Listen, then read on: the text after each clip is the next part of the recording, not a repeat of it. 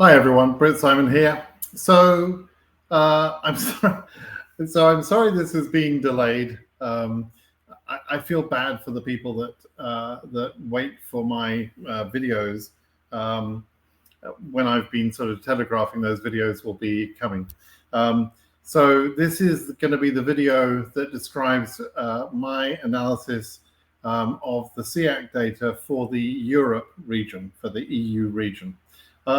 And although some of the subjects that I'll touch on here are interesting to other regions, generally speaking, you're going to be interested in this video, really, if you're from the Europe region, okay? And I apologize, still got a little bit of a sore throat, have had for about 3 weeks now, so I'm still struggling with that, but I'll get through this video and explain some thoughts to you. So we have the CEAC data now. Let me just show you the CEAC data that we have. We have the CEAC data, and we're going to look in particular at the EU data, right? A couple of things I want to just cover first, though. I encourage you to come to this website. This is the website, dvcharts.zarthesius.xyz. And in there, you can see all sorts of data. And I really encourage you to come and have a look at this and understand what you're looking at, right? And really, you know, this should become a sort of a topic that you understand because you're looking at the data. And if you look at the data, it tells you a lot of things. And some of the things it will tell you is not what you're feeling. So, for example, on my live this weekend, someone said that this year has already been very, very slow. It's been a slow year. DV25 is going slow. And I'm like, no, it's not slow. You don't seem to sort of be paying attention to the data. You're paying attention to what you feel or what you've heard in some Telegram channel or something else, but not the data. Because if you had looked at the data, you would see, for example, that for the first extract, this data has been extracted one time, right? For the first, for the first extract, I should put 2501. For the first extract, 24,824 cases have been scheduled throughout the world, right? And if we look at the same point last year, if we go to the 24 data and we do the same thing and we put the time slice back to the beginning of the year, exactly the same point in time. Last year at this time, there were 22,700 cases or people scheduled out of 10,700 cases. And if we look at DV2023, which I could show you, is actually even less than that, okay? 17,000, I think. So, so you may be feeling that things are off to a slow start, but they're not. They're really not. And that's going to be important in our conversation about EU, right? So if we look at the same point in DV2023, oops, I'm looking at a specific country there. Yeah, 17,746. So at almost 25,000, we are significantly further into the scheduling amounts than we were in DV2023 particularly, but also DV24. And both those years got to the limits, right? So, so that's, excuse me, that's something important you need to grasp straight away. Okay. Now let's talk about EU more in particular. So DV25 data, here's how the EU shape looks. And again, if you were listening into my live video at the weekend, you would probably have heard some of this already, or my video from the initial extract of the data. But here we go. So this is the shape of the data. I call it the shape of the data, or the distribution of the data and the cases over the complete range. So we know that the highest case number is about 41,000, just over 41,000 for EU. That tallies with what we'd heard from the poll, and I'm pleased with what the poll produced in terms of the results for EU. But we can now see a little bit more because now we can see the distribution in each thousand. And if we look at this data, actually, let me bring up a tool here and I'll do a quick little picture, just a drawing here. Let me just pull this up so I can do some drawing. what I wanted to show you is this to try and make the point. You can see that there is a distribution of data that carries on at around about 60%, and if I draw a line here, it'll probably make it a little bit clearer. Around about 60% all the way through here. That's the first density. So everything above there is blue, and that means it's a whole. And everything below that is some other color. It's either a scheduled case, or it's a ready case, an issued case, or this sort of beige color here is cases at MVC. But everything is a case, which means that the initial starting density for EU is about 60%, thereabouts. It goes a little bit above and below that line, but pretty much it's 60%. And then there's a drop in density at around about 17,000, right? It's in the 16,000 range, it's about 17,000 or 16,500. That first drop in density represents Uzbekistan. It's when the cutoff for Uzbekistan happened during the draw. So I call this limited countries. There are some countries in the draw that have a limit applied to them, and Uzbekistan is, I believe, the country that is limited at that point. There's then another sort of level which goes from here to here, which is what, about 48%?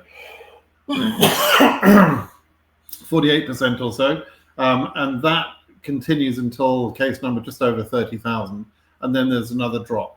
I suspect that that drop is due to the end of is Turkey being limited. Turkey has about 4,000 selectees, which I think is a limited amount, and I haven't seen many Turkish case numbers above 30,000. In fact, I've reached out to one particular individual who has reported having a 33,000 case number, a 32XX, and I think there's some misunderstanding about that. I don't think that's correct, and because I know this person specifically, Semel, I've reached out to you via Twitter, and I'm hoping you'll respond to me and explain what I see as an anomaly, because I don't think there should be any Turkish cases above 30,000. I could have that wrong. That could be Russia. That cutoff could also be Russia. And then later in the range, there's another cutoff. And again, if we draw a line here, we see another cutoff that is about there, right? And that cutoff is either Russia or a combination of Russia and Ukraine when they cut off. So I think there are possibly up to 4 countries limited in Europe this year. Definitely Uzbekistan is one of them.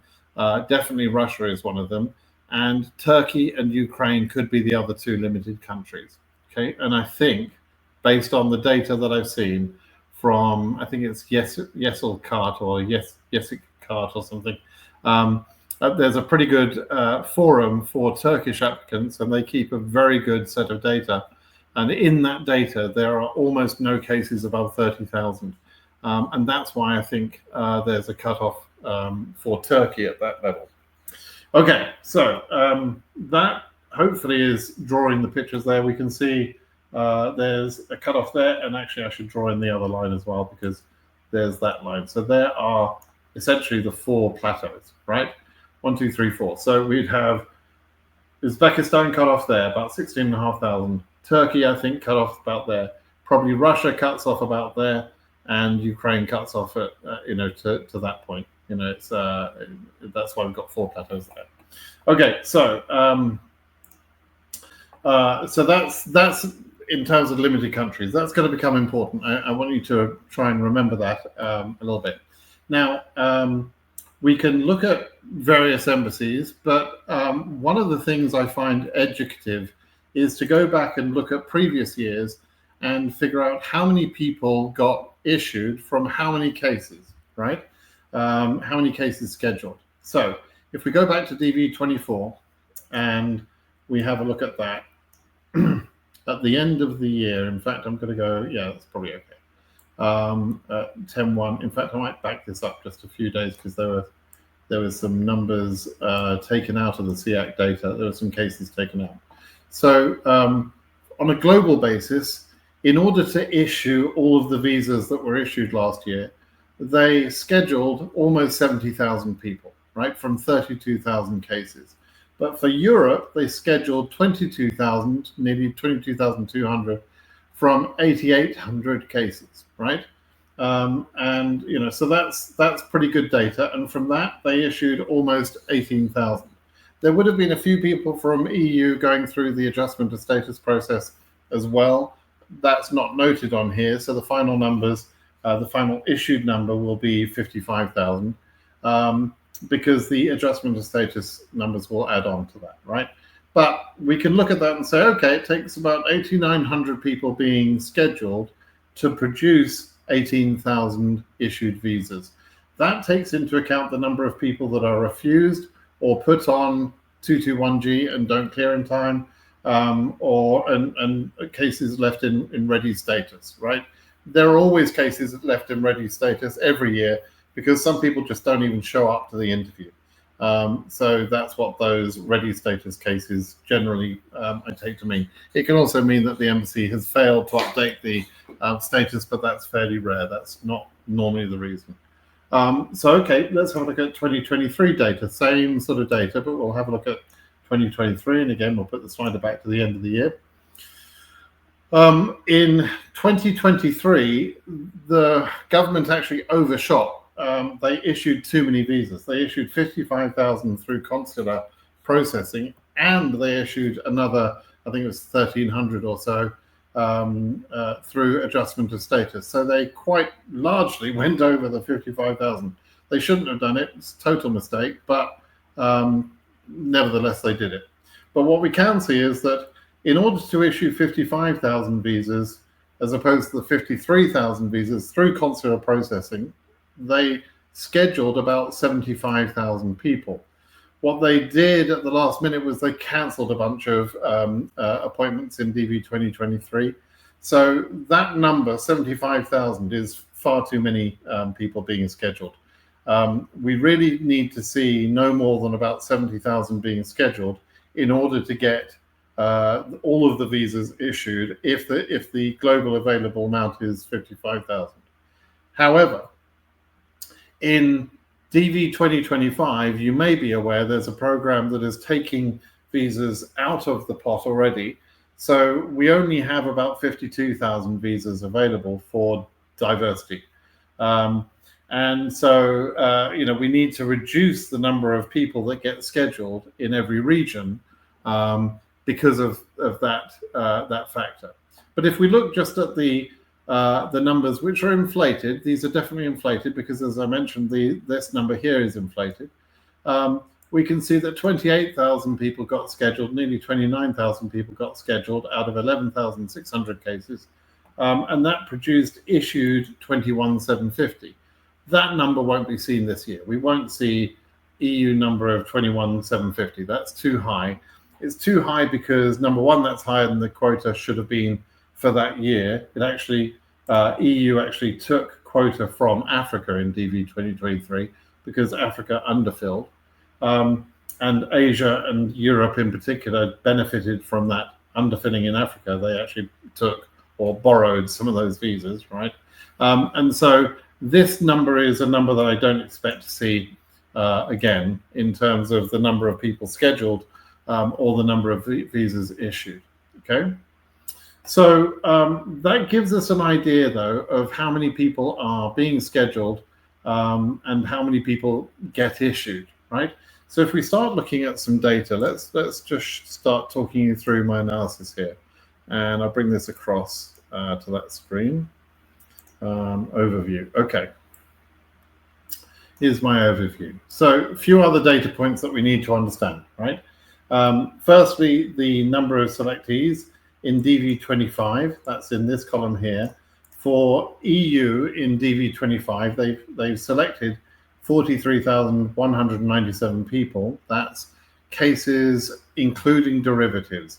So every case that has a real winner on it is a real case, has perhaps derivatives, a husband or wife and kids, right? And so that total number of people, including derivatives, is what we're talking about here when we talk about the 43,197. That represents a 13.88% reduction from DV 2024 selectees, and actually is more like DV2023. It's not precisely like DV2023, but I'll actually go back and show you the picture. If you looked at DV2023 and we switch this picture to being EU, oh yeah, it is EU, you can see that the distribution is somewhat similar. The initial density was nearly 60%. There was a cutoff here around about, what, 17,000, that was Uzbekistan. And then there was no other cutoffs, but there was a big drop here. And the case numbers went up to about 36,000, right? So we've got 3,000 more selectees, roughly the same density, sort of, the same density as DV2023. And so that's why our numbers in this year go to 41,000, 5,000 more than in DV2023. The shape of data for DV2024 was not really the same. We had a much lower density even to begin with, and then much lower density after several country cutoffs here, and it extended much further up because there were so many more selectees as well. So it was a long tail of low density cases all the way up to 66,000 or something. And of course, as you can see here, many cases didn't get current. And even within the current range, which was up to 50,000 last year, there were almost no cases scheduled, but above about 35,000 or so. Very, very few cases got scheduled above 35,000, even though they went current to 50,000. It was a complete farce. They shouldn't have made cases current up to 50,000. There was no justification for it. However, it did benefit some people doing adjustment of status and that sort of thing. And it benefited a handful of cases above that number in some of the embassies, but not many. Okay, so back to our spreadsheet for a second then. So you can see that there's a drop in selectees as compared to DV2024, and there's a slightly more selectees than we had in DV2023. So that's kind of interesting. Now, DV2023 is that crazy year where they scheduled 28,000 people, but then cancelled a bunch of interviews at the last minute. So we have to kind of pay attention to that. The distribution of the data is one thing that we can say is similar, but the way that the year was operated was not similar. And so we have to be a little bit cautious in comparing DV25 to DV23. The only comparison I would want to make is in the initial distribution of the data, not in the way the year was operated, okay? All right, let's talk about the EU projection. And I'll make this bigger, and I'll make it big enough to actually hide my projection numbers in the beginning there. Okay, so we're talking about the EU region. 11,654 cases were scheduled in DV23, but that was overblown, right? 8,794 cases were scheduled in DV2024, but that only resulted in 18,000 cases being issued in EU. If we talk about the quota for a second, I'm just going to show you the quota here. Zarthisius, love that guy, has calculated using the government's formula the number of the distribution of visas amongst the 5 big regions based on the formula that is applied to the DV lottery, right? So this is the actual quota. So we can see for the African region, the quota should be 24,972 if 55,000 visas are available.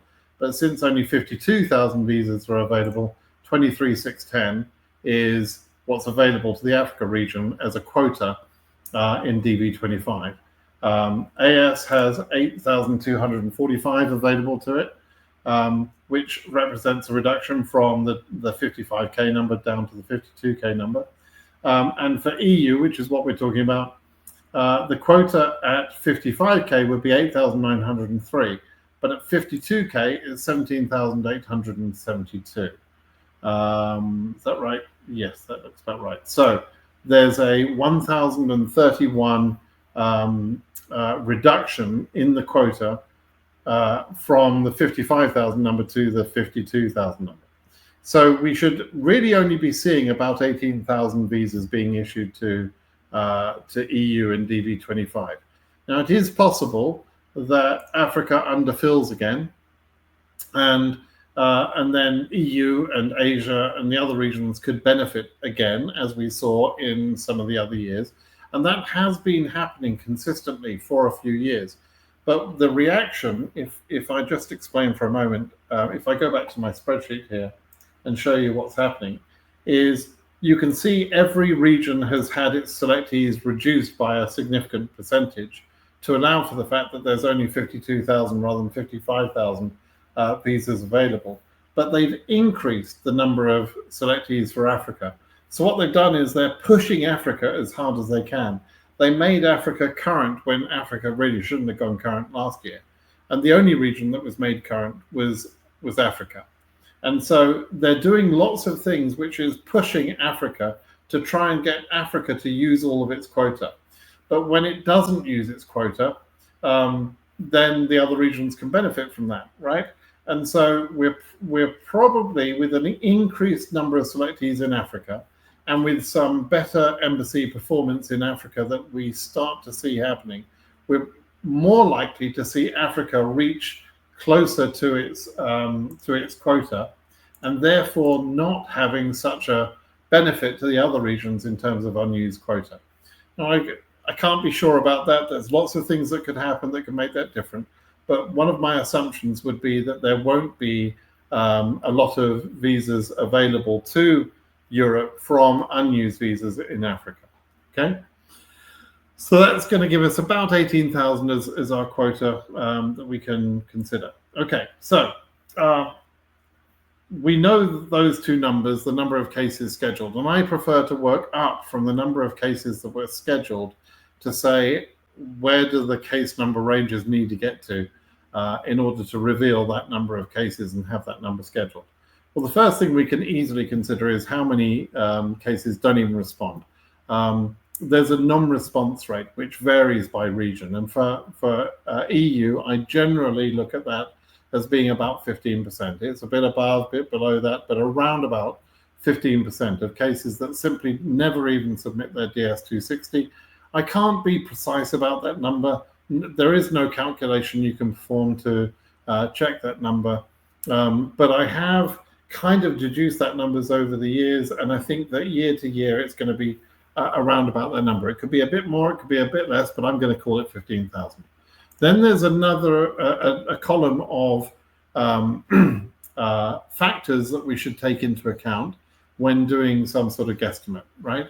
And so I'll just read through these and explain these a little bit. So these are DV25 notes, from the comparing 25 to 24, DV24, right? So the quota was underfilled in DV2024. And so, there's going to be some additional quota, or there's going to be some additional numbers needed to get to the quota. But then we saw that the quota is actually reduced, which is my second point. So those factors kind of even each other out, right?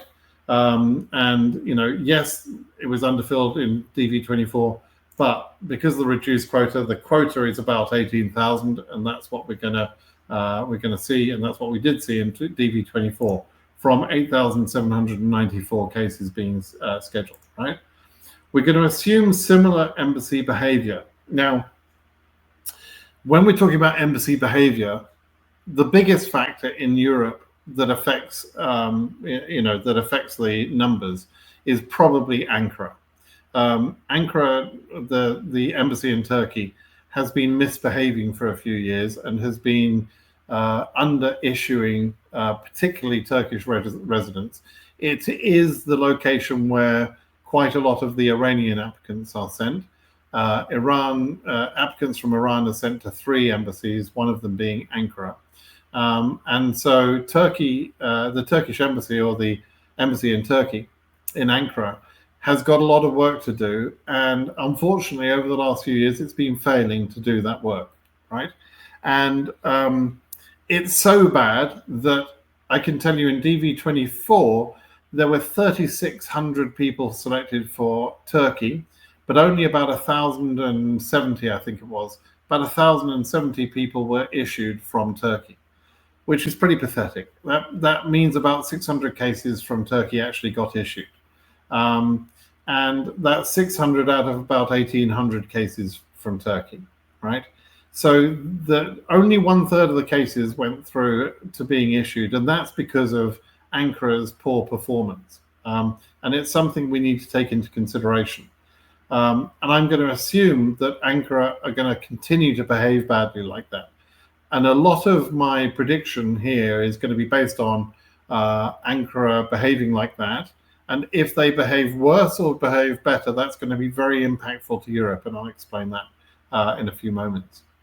I'm going to assume, as I mentioned already, that Africa is going to fill its own quota. I'm going to assume that there are no more visas available. If there are more visas available because Africa underfills, then of course that could increase these numbers a little bit. Ankara, I did mention, is a big factor. We may have a last-minute jump. So I did a mathematical calculation this time last year for EU and all the regions.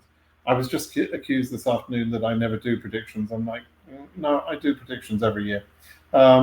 But I don't predict visa bulletin changes one month to the other. Typically, I tend to not try and get involved with that because that's kind of a foolish game. But I do try and predict the final cutoffs because I think that's more important than the month-to-month progression, right? But in DV 2024, KCC kind of threw the math away. And at the last minute, in the final month, they had a massive jump and they went all the way to 50,000, right? But there was nothing, and as we saw in the data here, if I show you the data again, there was nothing that justified that jump in terms of, let's have a look at EU 25, sorry, 24, we're going to have a look at. There was nothing that justified that. Is this 24? It's not 24, is it? Oh, yes, it is. It is 24. There was nothing that justified that in terms of performance that happened after that final visa bulletin. In other words, people weren't scheduled. I mean, they may as well just have not bothered almost, in increasing that number, because above that number is what, 33,000. Above 33,000, there's a really low chance that you were going to get scheduled between 33 and 50,000. So there was no need for them to go all the way.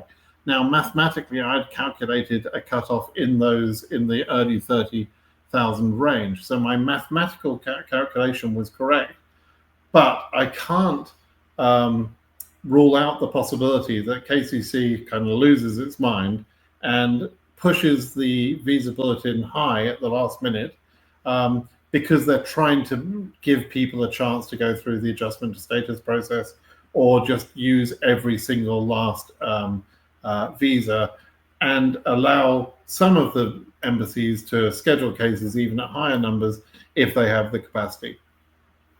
KCC may do that sort of thing again. They didn't used to do that, but in the last couple of years, last 2 or 3 years, they have been doing that sort of thing. And so it's a possibility that they will, in the last month, maybe, perhaps even the last 2 months, push the numbers really high. And mathematically, there's no justification for that, but they might just do it anyway, right? So they may have the last minute jump, which is a factor I can't really predict, right? And then the other factor I wanted to consider is Trump going to have an impact? The Trump administration. Now, there's been much discussion about whether the Trump administration will implement a travel ban of any type. If they do, which is not by any means certain, if they do, that ban is probably going to be more likely directed at Muslim majority countries, mainly in the Middle East. That's where the most sort of fear has been created from the Trump administration or the Trump Muppets. That's where the fear has been created, and that's the biggest concern for the Trump administration. It's unlikely, in my opinion, that Trump will implement a total ban as we saw in COVID days, because he hasn't got an excuse to do that, right?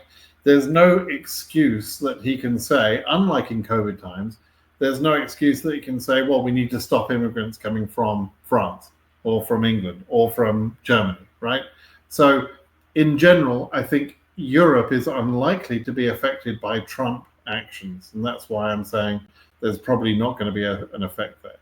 Now, you could disagree with me on that. That's up to you, and time will tell. We'll see in a couple of weeks. Trump will become the president of the USA in about 2 weeks' time. So we'll see what he does in the first 100 days or so of his administration. Okay. All right. So having explained all of those sort of factors, let me just get down to some brass tacks here about where the cutoffs could start and how far the region could go. So when I look at that number of cases, 8,800 cases being scheduled, it's like, how do we get that number when we've got non-responses and we also have country cutoffs like Uzbekistan, for example, and we have badly performing embassies like Ankara? We would have to have more cases in the hopper, some of which will be held back and not able to be scheduled, in order to yield that 8,800, or let's call it 9,000. Let's say we're looking for 9,000 interviews. So if 15% are going to go for non-response, and let's say another 1,000 to 2,000 are going to go because of Uzbekistan being cut off with an accept situation, and Ankara destroying the chances of many Turkish applicants. If we assume some of those things, and also some difficulties for Russian applicants getting to Warsaw or Frankfurt, and Ukrainians also being heavily disrupted by the activity that's happening in that area, and general disruption, particularly in the east of Europe, those things will hinder the chances of some of the first, let's say, 12,000 cases, right? So, I think the minimum number of cases that we would see, as necessary to produce the 9,000 we need is probably something around about 12,000. So that's why I've said here we probably need to see at least 12,000, and realistically, it's going to be more like 13,000, perhaps even 14,000.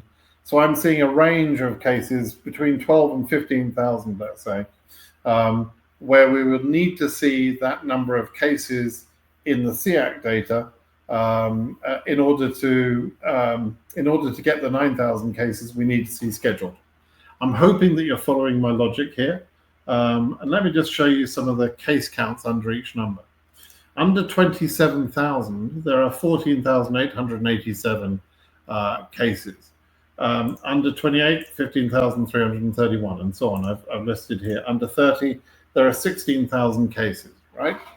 So once we get to 30,000 case number, which is roughly speaking where Turkey cuts off, there have already been 16,000 cases. And the reason I can say that is I can go into the CEAC data. I can filter on EU, and I can literally just go to some point, any point I like. Let's say we want to look at 32,000, right? And I say, okay, how many cases are there under 32,000? So I simply select them like that, and I see there are 17,000 cases under 32,000.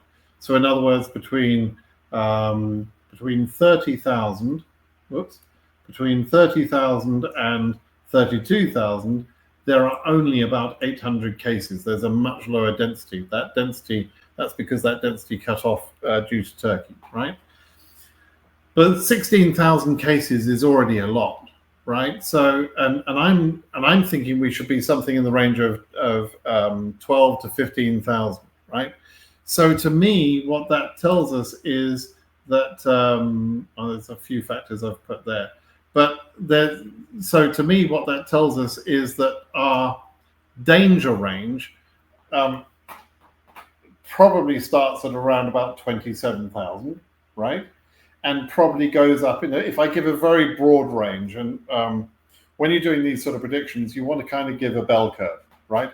Most of the chance would be kind of in the middle of that bell curve, but at at the low end, I would say 27,000 would be the lowest possible number I can imagine going current. That's a little bit of optimism, but I'm assuming some realism in that as well. So I'm assuming Uzbekistan gets cut off. I'm assuming that Ankara, doesn't perform, very well. I'm making certain assumptions already. But 27,000 is probably about the lowest I personally see as being sort of, a safe number. Some people would put that number lower. Looking at the same data, I'm sure some people are saying they probably think the number is a little bit lower. I'm just thinking 27,000 is the lowest number that I could reasonably see, given also that last minute push that KCC typically try and want to do as well. 35,000 is about the highest number that I think has some sort of chance. Above 35,000, I don't think there's very much chance at all. Even if there is that final push by KCC, what we would see is, let's say they made the region current all the way up to 41,000. It's not impossible to consider that, but embassies would probably not be likely to schedule all of those cases, or we would run out of visas before we got to 41,000. So I don't think 41,000 is going to have a high chance of seeing cases issued up to that point anyway. If they did make the region current at the last minute, then it would be great news for someone doing adjustment of status, but it would not help people in consular processing because the embassies just wouldn't be able to schedule that many cases. Where do I see the sort of sweet spot? So if I've described a bell curve, right? So if my low end is 27,000, my high end is 35,000, I actually think the sweet spot of the prediction would be in the range of about 29,000 to 32,000. That sort of range, right? I think if I'm case number 29,000, and I'm thinking of one particular person who I know is about 29,200, Philip, that's the beginning of what I think is a bit of a hairy range, right? I think the cutoff is going to fall in that range between 29 and 32. So I'm a little bit scared for Philip, my friend Philip. And many of you won't know who Philip is, but he's a smart guy who is helping us with data. And I would like to think, from an emotional point of view, I'd like to think that Philip gets a chance, but we'll see. So, could we have a cutoff as low as 27,000? Yeah, we could have that, right? What would it take? Well, if Ankara behaves better, then the final cutoff would be lower, right? If Ankara behaves worse, then the final cutoff will be higher, right? And that's why I said Ankara is a huge part of this estimation, right? Because Ankara or Turkey has 4,000 selectees. If they behaved like they behaved last year, only about a third of those people are going to get a chance. Let's say 1,200, 1,300 visas are issued to those 4,000. That's nearly 3,000 people who are going to miss out simply because they're assigned to Ankara as an embassy. It's ridiculously unfair, but that's the reality, right? And so if that happens, then the number will be in that range that I'm talking about, 29 to 32. Ankara could be a little bit better than I think, in which case the number will be lower, or they could be worse than I think, in which case the final number for everyone else will be higher. There could be other political instability. There could be more complication for Russians and Ukrainians. Russians already have a hard time. There are 5,500 Russians selected. Some of them can't travel to the places where they can have interviews, right? So that is a concern, and some of them will be hindered by that. Ukrainians have gone through a terrible time, and thanks to Russia, or Putin at least. And so some of those people will have been selected, but they won't continue their chances. They won't go to their interviews because of the chaos that's happening in their lives, right? And so there are going to be factors that will play into this. We saw a little bit of last-minute bad behavior from certain embassies last year. But in general, those other embassies like Yerevan misbehaving at the last minute, those didn't cause dramatic impacts that would affect the whole of the region, unlike Ankara, which was so bad, affecting so many people that it did impact the whole region, right? So you may see the numbers a little bit higher than I'm suggesting, or lower than I'm suggesting. That's up to you. This is just my perspective, and it's to some extent it's just an educated guess, right? So you don't have to. There's no point getting mad at me about it. If you're angry with me about making these assumptions and these guesstimates, you're kind of wasting your time. You're not going to, you're not going to find any argument with me about that. Because this is just an estimation. It's a prediction. Predictions can be wrong, and there are so many things that can happen between now and the end of September that we can't be certain of anything, right? But if you want an educated guess, this is what I would put together as an educated guess. I don't think, hi honey, I don't think we're going to see numbers higher than 35, and I'm hoping not to see a cutoff lower than 27. That's basically where I'm at. And as I say, I think we're going to be between 29 and 32 as a sweet spot. Okay, I think that's probably as much as I wanted to explain. There were some more notes on my spreadsheet here that I wanted to cover. Oh, I've already explained this. So yeah, Uzbekistan appears limited at about 16,500 people in Uzbekistan. Could confirm that for us. Turkey appears limited at about 30,000. Russia is limited, I think, at 37K. But again, I don't quite know. And Ukraine may be limited, right? By all means, do your own estimations. Tell me what you think. Tell me if you think I've got something wrong.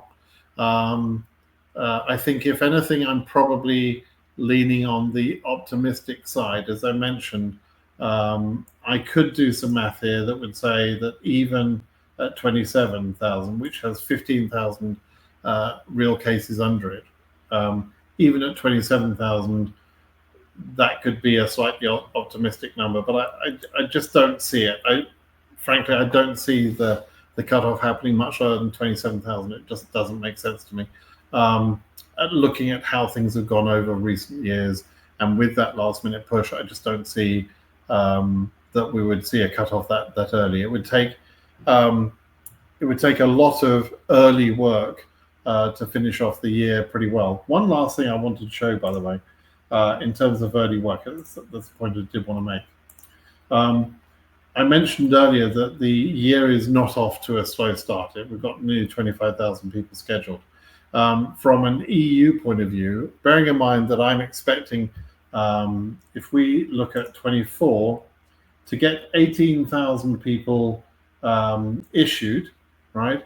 We had 22,000 scheduled, and then several thousand fell, into other buckets. But 18,000 were issued, right? To get that same sort of number, we probably need about 22,000 again, right? If we look at how many have been scheduled so far, 9,100 have already been scheduled in the first 5 months. They're not behind at all, and in fact, EU is probably doing better than other regions. So in terms of numbers of cases, I expect that number, 3,745, to go up to almost 9,000. That would be enough to hit the quota. So again, we've only got, another 5,000 cases that need to be scheduled in the remaining 7 months of scheduling. So there is more than enough capacity to do that. I would prefer they do that earlier in the year. If they do it earlier in the year, if we have a busy March, April, May, June, that will be a lot clearer a picture, so we don't have to see last-minute chaos as we have seen in recent years. There are 3,000 people already issued, and there are a lot of people in the hopper for January and February interviews. That their cases at ready status. So EU is already going pretty well. And we're seeing several embassies who have taken over 500 cases each in the first 5 months, so they're doing well. Okay, that was the last thing. I just wanted to make that point, that all the regions combined, the globe, is doing pretty well, but EU in particular is doing very well so far. Okay, that'll be it. That's all I wanted to do. 44 minutes, that's not too bad, right? 45 minutes. I hope that was interesting to you. I'm sorry if this is too slow to get your information. Others will probably just pick it out of the hat, but and say what their numbers are. But I want to give the rationale behind where I'm thinking where the numbers get to. I'm hoping that's interesting to you. If you want to comment on this video, please feel free to comment in YouTube, or drop me a line at BritSimonSays.com, and I answer all the questions at BritSimonSays.com. And please do make sure you're subscribed to my channel. Okay? Thanks, everyone. Have a great day. Bye-bye.